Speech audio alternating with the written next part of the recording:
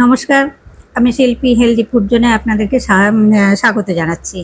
আজকে আমি নিয়ে এসেছি একদম নতুন ধরনের রেসিপিটা দেখুন, পুরোটা ভিডিওটা দেখলে বুঝতে পারবেন। আর রেসিপিটা হচ্ছে পটলের ভর্তা। পটলের ভর্তাটা আমি কি করে করছি, পটল যদি অনেক সময় শুকিয়ে যায়, অনেক সময় হয়ে যায়, সেই পটলকে ফেলে দেবেন না। তো আমি তার জন্য নিয়েছি প্রায় 250-300 মতো পটল। আমি 2 টুকরো করে কেটে নিয়েছি। কেটে নিয়ে পুরোটাকে আমি প্রেশার কুকারে সিটি মারতে দিয়ে দিলাম।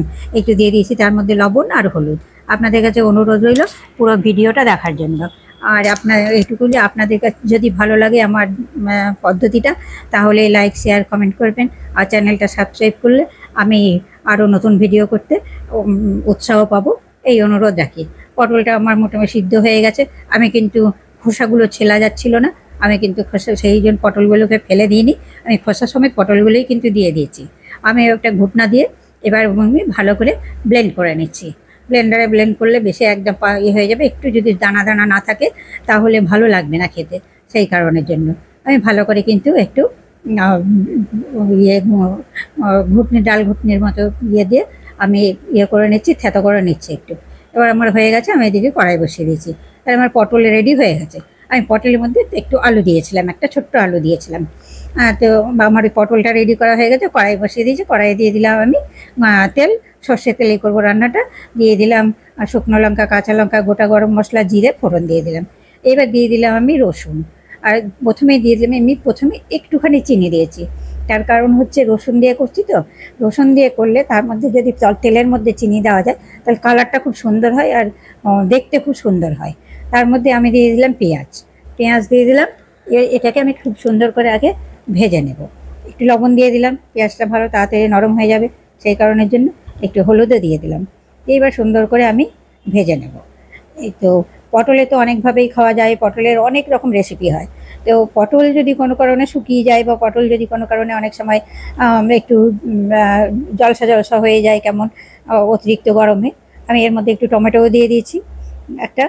তো সেই সময় পটলটাকে যদি আমরা হয়তো ছেলা যাচ্ছে না ঠিক মতো, সেই সময় পটলটাকে যদি আমরা নষ্ট না করে আমরা যদি এইভাবে করি, পটলটাও নষ্ট হবে না, খেতেও খুবই সুন্দর লাগবে। এবার আমি দিয়ে দিলাম বাটা মশলা। বাটা মশলার মধ্যে আমি যেহেতু পেঁয়াজ রসুন এমনিই দিয়েছি কুচি, আমি পেঁয়াজ রসুন বাটাটা দিইনি। আমি দিয়েছি আদা জিরে বাটা, আর দিলাম একটু কাশ্মীরি লঙ্কার গুঁড়ো। আর আমি মশলা কিন্তু কিছু দিচ্ছি না। এবার আমি ভালো করে কিন্তু কষিয়ে নিচ্ছি। এইবার দেখুন কষানো প্রায় হয়ে এসছে। এবার আমি পটলের যে মিশ্রণটা, সেই মিশ্রণটা কিন্তু আমি এবার দিয়ে দিয়েছি।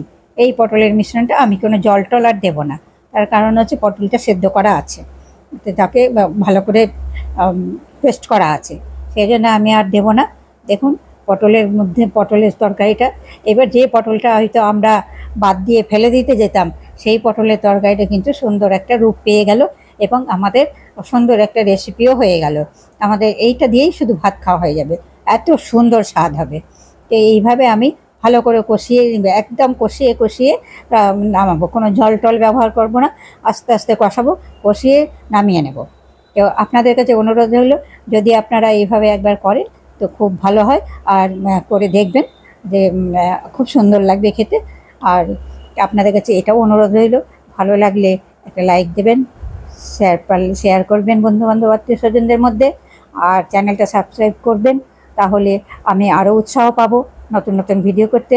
আমার এদিকে রান্নাটা হয়ে গেছে, আমি ঢেলে নিচ্ছি। তো ভিডিওটি দেখার জন্য আপনাদের প্রতি রইল ধন্যবাদ। পরের ভিডিওতে দেখা হবে। আজকের মতো আসছি, নমস্কার, ধন্যবাদ।